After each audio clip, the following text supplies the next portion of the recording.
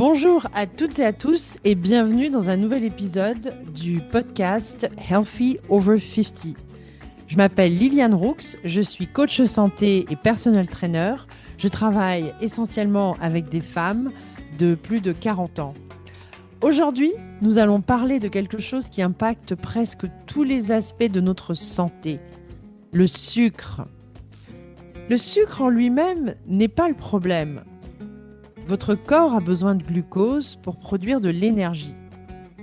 Mais aujourd'hui, beaucoup de personnes consomment du sucre en permanence tout au long de la journée à travers des aliments transformés, des aliments du style du genre snack, soda, pâtisserie et en fait beaucoup de sucre caché et des glucides raffinés.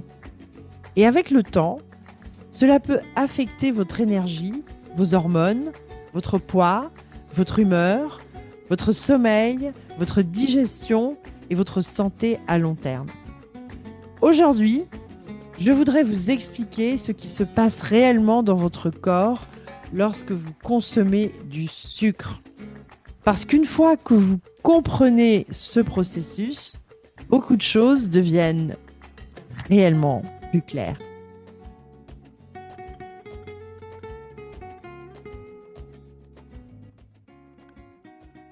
Le sucre entre rapidement dans le sang. Lorsque vous mangez des aliments sucrés comme du chocolat, des bonbons, des pâtisseries, des sodas ou des glucides raffinés comme le pain blanc et les pâtes, votre système digestif les transforme rapidement en glucose. Ce glucose entre ensuite dans votre circulation sanguine, ce qui fait augmenter votre glycémie. Certains aliments augmentent la glycémie lentement, alors que les aliments ultra transformés provoquent des pics très rapidement. Surtout lorsqu'ils sont pauvres en protéines, fibres et bonnes graisses. Et c'est souvent pour cela que vous vous sentez plein d'énergie après avoir consommé du sucre, puis complètement épuisé quelques heures plus tard. Alors, une fois que le sucre entre rapidement dans le sang, finalement, qu'est-ce qui se passe? Votre corps cherche constamment à maintenir un équilibre. Lorsque la glycémie augmente, le pancréas libère une hormone appelée insuline. L'insuline agit comme une clé. Son rôle est d'aider le glucose à sortir du sang pour entrer dans les cellules où il pourra être utilisé comme énergie. Sans insuline, le glucose resterait dans le sang à des niveaux dangereux. L'insuline est donc essentielle. Le problème n'est pas l'insuline en elle-même. Le problème apparaît lorsque le corps doit en produire trop souvent. Alors, soyons clairs. Au départ, le sucre vous fait vous sentir plus réveillé, plus énergique ou émotionnellement réconforté. Et cela s'explique facilement. Le sucre stimule la dopamine, l'une des hormones du plaisir dans le cerveau. C'est pour cela que les aliments sucrés peuvent sembler réconfortants et satisfaisants, surtout pendant des périodes de stress, de fatigue ou de surcharge émotionnelle. Pour beaucoup de personnes, le sucre devient un soutien émotionnel plus qu'une réelle source de nutrition. Mais malheureusement, cet effet est généralement temporaire. Donc cette sensation de bien-être. Alors, vous pouvez regarder mes précédents épisodes sur le stress. Et donc là, je parle un peu plus du stress et comment on peut utiliser la nutrition pour nous aider. Donc voilà, le sucre va nous donner un boost d'énergie. Malheureusement, ce boost d'énergie est temporaire. Et donc, après le pic de sucre, l'insuline travaille donc pour retirer le sucre du sang. C'est ce que je vous disais il y a quelques instants. Mais lorsque le pic est important, la glycémie peut redescendre très rapidement ensuite.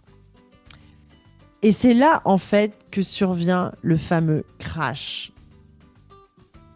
Donc, avec l'insuline, le taux de sang, le niveau de sang, la glycémie va chuter. Et donc là, on se sent soudainement fatigué, irritable, dans le brouillard, ou avec encore plus d'envie de sucre. Et en fait, c'est un petit peu comme les montagnes russes. Les montagnes russes du sucre. On a un pic, un crash, une envie, donc on crée un nouveau pic, et ensuite un nouveau crash. Et malheureusement, beaucoup de personnes vivent dans ce cycle tous les jours sans s'en rendre compte. Et donc moi, ce que j'espère aujourd'hui avec cet épisode, c'est que si c'est ce que vous vivez au quotidien, en écoutant ces messages, vous allez comprendre le phénomène et comment justement ce processus est réenclenché tous les jours. Donc, qu'est-ce qui se passe ? Une fois que si votre corps n'a pas immédiatement besoin de tout ce glucose pour produire de l'énergie, il va le stocker. Donc une partie est stockée dans les muscles et le foie sous forme de glycogène. Et lorsque les réserves sont pleines, d'accord, donc c'est-à-dire il n'y a plus de place au niveau du foie, au niveau des muscles, l'excès va être transformé en graisse, particulièrement autour du ventre, du foie et des organes internes. Donc, je n'ai pas besoin de vous préciser qu'avoir du gras, de la graisse autour des organes internes, c'est vraiment quelque chose de très nocif pour la santé. Et après 40 ou 50 ans, cela devient encore plus important car les changements hormonaux influencent déjà le métabolisme, le stockage des graisses et la sensibilité à l'insuline. Donc quand on a plus de 40 ans, il faut vraiment, si on ne le faisait pas avant, vraiment penser à optimiser son alimentation et faire attention donc au sucre, au type de sucre que l'on consomme et à quelle fréquence. Donc les pics de sucre répétés peuvent mener à la résistance à l'insuline. Donc avec le temps, cette consommation de sucre qui est répétée peut rendre les cellules moins sensibles à l'insuline. Donc ça veut dire que ces cellules-là vont moins accepter donc, le sucre comme source d'énergie. Et donc en fait, c'est là qu'on parle de résistance à l'insuline. Donc le corps doit alors produire encore plus d'insuline pour obtenir le même résultat. Il faut plus d'insuline pour libérer le sang de ce sucre et le faire rentrer dans les cellules. Donc du coup, ce qui se passe, c'est qu'on aura beaucoup plus de stockage. Donc ça peut contribuer à une prise de poids, à de la fatigue, à des envies de sucre, à de l'inflammation, à des déséquilibres hormonaux et malheureusement au prédiabète et éventuellement finalement au diabète de type 2. Alors, on a souvent tendance à minimiser en fait l'impact du sucre sur notre organisme. L'excès de sucre peut également augmenter l'inflammation dans le corps et l'inflammation peut affecter les articulations, la digestion, la peau, le cerveau, les hormones et le système cardiovasculaire. Donc, de manière très concrète, qu'est-ce qui se passe dans notre day-to-day ? C'est qu'on va avoir de l'arthrite, on va avoir des ballonnements, on va avoir de la fatigue, des bouffées de chaleur, on va avoir ce fameux brouillard mental et des douleurs chroniques. Mais il faut savoir que le sucre ou les variations de la glycémie affectent aussi les hormones, notamment le cortisol, l'hormone du stress, l'insuline, on a vu comment, l'équilibre des oestrogènes et les hormones de l'appétit. On a clairement beaucoup plus faim. Donc cela peut entraîner des sautes d'humeur, de l'anxiété, un mauvais sommeil, une alimentation émotionnelle encore plus, parce qu'on a envie de se sentir bien, on veut cette dopamine. Donc quand on est en période de stress, ce phénomène malheureusement peut être exagéré. On va souffrir d'un manque d'énergie, puisqu'on a ces pics et ensuite ces crashs, et on va avoir des envies constantes de sucre. Et donc là, euh, c'est vraiment une situation, je dirais, de plus en plus courante malheureusement. Mais il faut savoir que le sucre affecte la santé intestinale. Donc une alimentation riche en sucre va aussi perturber le microbiote intestinal. C'est-à-dire que le sucre va nourrir les mauvaises bactéries dans l'intestin.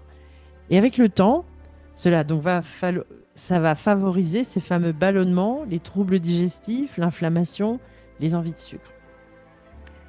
Et donc ça, il faut quand même le savoir, c'est que la santé intestinale influence également l'humeur, l'immunité, la santé mentale et les signaux de la faim. Et c'est super important de réaliser par rapport à l'immunité que 70% de notre système immunitaire se trouve dans notre système digestif. Donc c'est extrêmement important de s'en rappeler. Donc c'est pas juste qu'on prend du poids, mais on a un impact sur notre santé.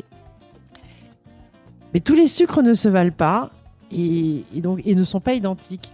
Donc les sucres naturels présents dans les fruits, les légumes et les aliments complets sont accompagnés de fibres, de vitamines, de minéraux et d'antioxydants. Donc ils sont digérés beaucoup plus lentement et provoquent généralement moins de pics de glycémie. Le plus grand problème vient surtout des aliments ultra transformés, des boissons sucrées, des pâtisseries, des farines raffinées et du grignotage permanent. Donc comment savoir si vous souffrez d'une glycémie instable ? Les signes fréquents, ça va être des coups de fatigue, des envies de sucre, le brouillard mental, la fatigue après le repas, l'irritabilité, les ballonnements, les maux de tête, la faim constante et la difficulté à perdre du poids. Alors vous vous demandez, comment est-ce que je peux stabiliser ma glycémie ? Mais la bonne nouvelle, c'est que de petites habitudes quotidiennes peuvent faire une énorme différence. Par exemple, manger des protéines à chaque repas, inclure de bonnes graisses, augmenter les fibres, réduire les aliments ultra transformés, bien dormir. Et oui, le sommeil est important. Gérer son stress, bouger régulièrement et manger des repas équilibrés. Alors, quand je dis bouger régulièrement, je ne vous dis pas qu'il faut aller à la salle, faire un cours de spinning ou aller courir 10 km. Pas du tout. Bouger régulièrement, c'est choisir le mouvement qui vous convient. Alors, le plus grand groupe musculaire qu'on a, ce sont nos jambes. Donc, bougez vos jambes. Et ça peut le faire tout simplement. Vous pouvez décider de marcher ou peut-être, si vous avez un vélo à la maison, vous pouvez aller faire du vélo. Ou si vous avez un vélo d'appartement, vous pourriez décider juste d'en faire pendant 10 minutes, 15 minutes. Mais l'idée, c'est de bouger ses jambes régulièrement, idéalement tous les jours, 30 minutes, si l'on peut.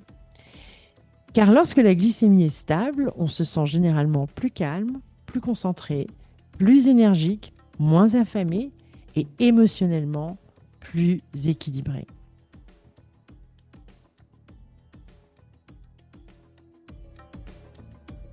Votre corps communique constamment avec vous. Les envies de sucre, la fatigue, les coups de barre, les ballonnements et le brouillard mental sont souvent des signes que votre corps a besoin de plus de soutien et d'équilibre. Et la bonne nouvelle, c'est que même de petits changements réalisés régulièrement peuvent transformer profondément votre santé avec le temps.